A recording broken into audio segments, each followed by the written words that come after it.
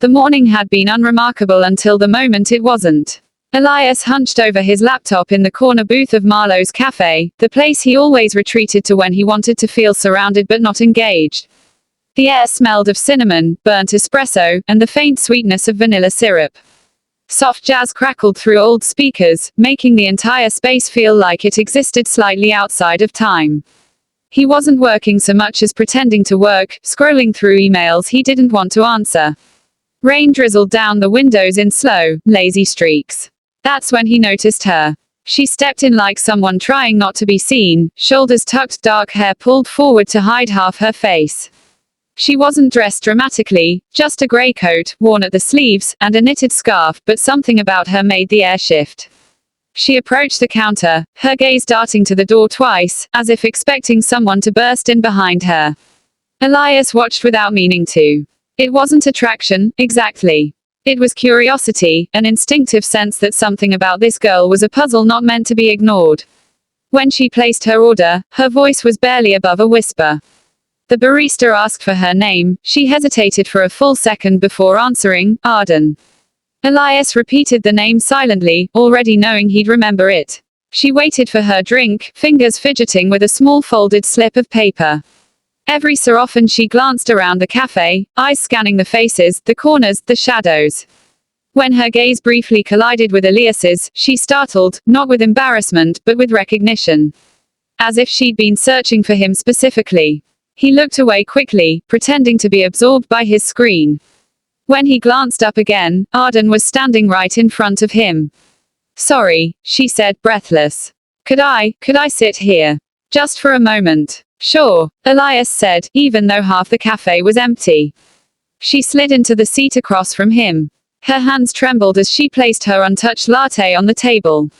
She opened her mouth to speak, closed it, then pushed the folded paper toward him instead. Please don't read it until I leave, she whispered. Before he could ask anything, she stood and walked out into the rain.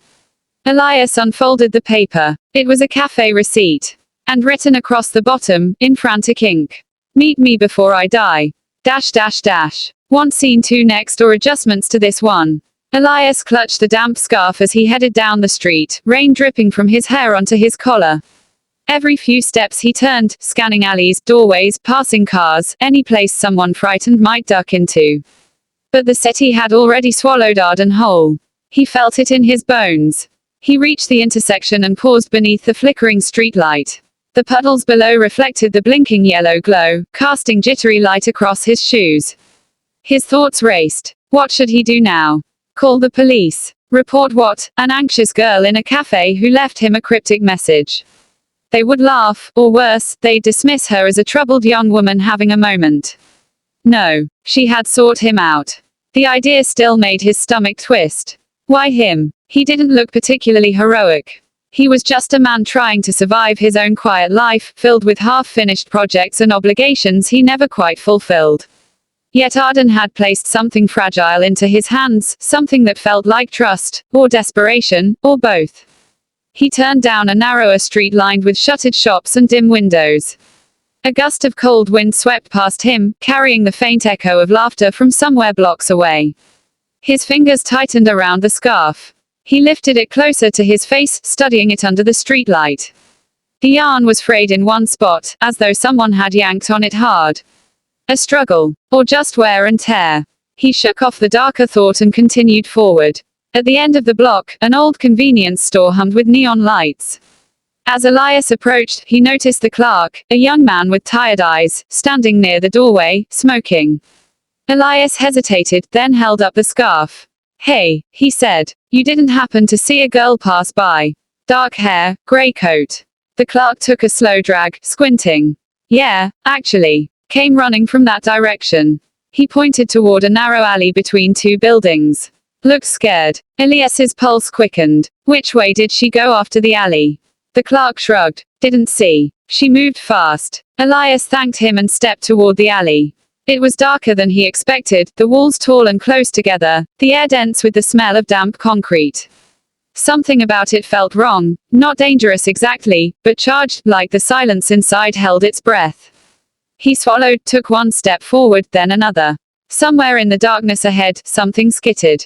A soft thud. A whisper of movement. Elias froze. And then, faint but unmistakable, a voice. Help. For several minutes, Elias didn't move. The receipt felt weighty in his hand, as if the ink was still warm, as if the message itself carried a pulse.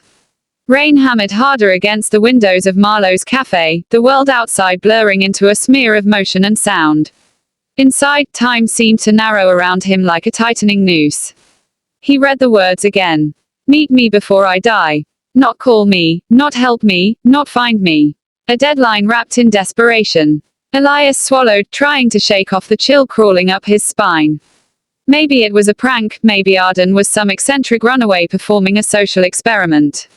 But the tremor in her hands, the way she watched the door, the fear he had seen etched into her face, none of that had looked staged. He stuffed the receipt into his pocket and pushed away from the booth. As he stepped outside, the cold rain instantly soaked through his coat. The sidewalk was nearly empty, but he scanned it anyway, searching for a grey coat and a knitted scarf weaving through the crowd. Nothing. Just puddles, passing cars, and the distant echo of sirens somewhere deeper in the city. Elias took a slow breath. Okay, he muttered to himself. Think. Arden had handed him the message on purpose. She had chosen him. The absurdity of that settled uneasily in his stomach. They hadn't spoken more than a handful of words, but something in her eyes had looked decided. Like she'd been watching him long before he ever noticed her. He walked toward the corner, hoping, irrationally, that she might still be nearby. As he turned onto the adjacent street, he nearly collided with an older woman carrying groceries.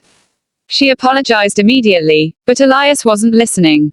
Behind her, lying half-soaked against the curb, was a small object he recognized. Arden's scarf. He crouched to pick it up. The fabric was cold and heavy with rain, but there was something else, a smell, faint but unmistakable, the same floral scent he'd caught when she Saturday beside him. She had been here recently. Elias straightened and looked around again, this time with a new urgency. A sense of responsibility tangled with worry inside him.